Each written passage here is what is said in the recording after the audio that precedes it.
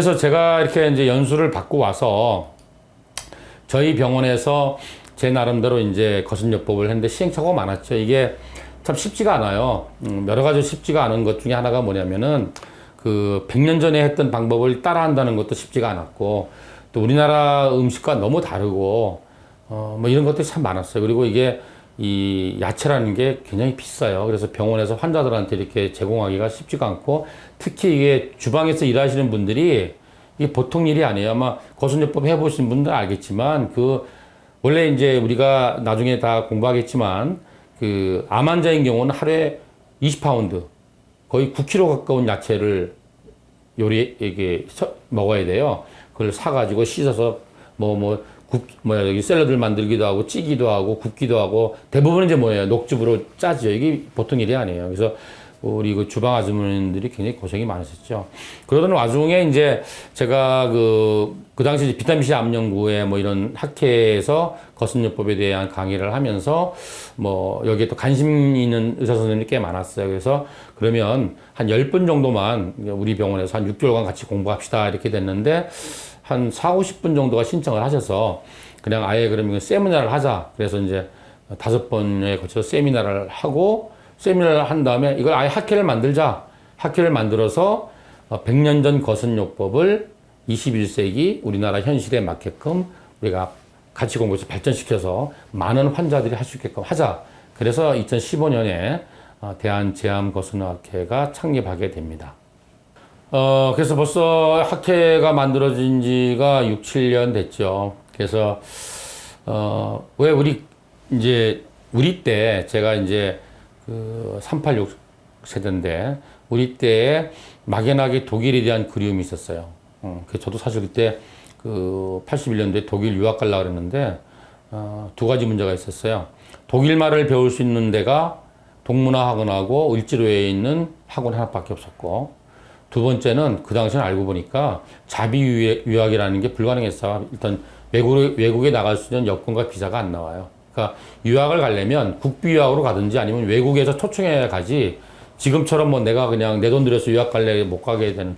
그래서 제가 유학 가려고 휴학했다가 그냥 유학을 못 가고 다시 복학한 것도 있는데, 그 많은 의사 선생님들이 거슴요법에 대한 어떤 거 좀 뭐 환상?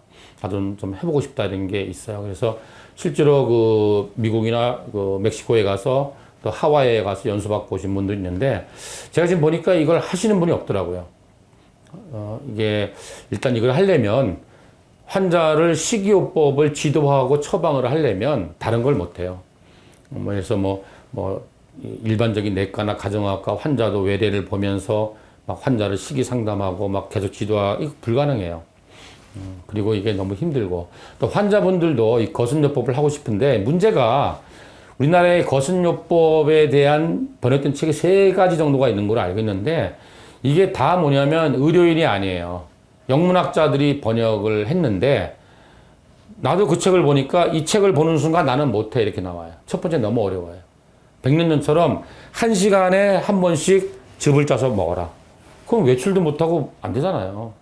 그리고 우리나라에 없는 제도도 많고, 그리고 번역이 잘못돼갖고 못 먹어야 된다고 우리가 흔히 먹는 것 중에서 못 먹어야 되는 것도 번역된 게 많아요. 사실 그게 아닌데, 대표적인 게 견과류예요. 이 거슴책 보면 견과류 먹으면 안 되는 것도 나와서 그렇지 않습니다. 번역을 잘못한 거예요. 그래서 제가 이제 10년 이상 환자들을 이렇게 그 식이요법을, 거슴요법을 하면서 내 나름대로 노하우도 많이 생기고, 이제는 이제 환자분들도 많이 편하게 할 수 있는 그렇게 이제 어떤 뭐 프로토콜 뭐 이런 게 좀 생겼어요. 그래서 저희 병원에서 식이 하시는 분들은 그렇게 어렵지 않게 하십니다. 그리고 제가 보면은 식이요법 하지 않고 다른 어떤 치료를 하는 사람은 절대 결과가 안 좋아요. 근데 또 문제가 뭐냐면 식이요법만 하는 사람은 죽도 업도 안 돼요. 그죠? 그래서 어저께 우리 병원에 어떤 환자가 왔는데, 이분 지금 50대 후반인데 자기가 20대 후반부터 고혈압약하고 고지혈증약을 먹고 갑상선 기능 저하약을 먹었대요. 그래서 자기가 한약을 먹으면서 한 4, 5개월 동안 9kg를 뺐대요. 그러니까 당연히 혈압은 떨어졌죠. 그래서 모든 약을 다 끊은 거예요. 그래서 자기는 건강해진 줄 알고 우리 병원 온 거예요. 검사를 했더니 콜레스테롤이 얼마가 나왔냐면 355. 우리 병원에서 한 사람 중에 제일 높아요. 그리고 갑상선 기능 검사를 했더니 TSH가 70 얼마가 나왔어요. 보통 이게 한 5, 6까지가 정상이거든요. 그리고 갑상선 호르몬은 정상의 3분의 1이에요. 이 사람은 뭐냐면 식이요법하고 몸무게가 9kg 빠지고 혈압이 떨어지고 몸이 가벼우니까 신난 거예요. 모든 병이 좋아졌어. 아니에요.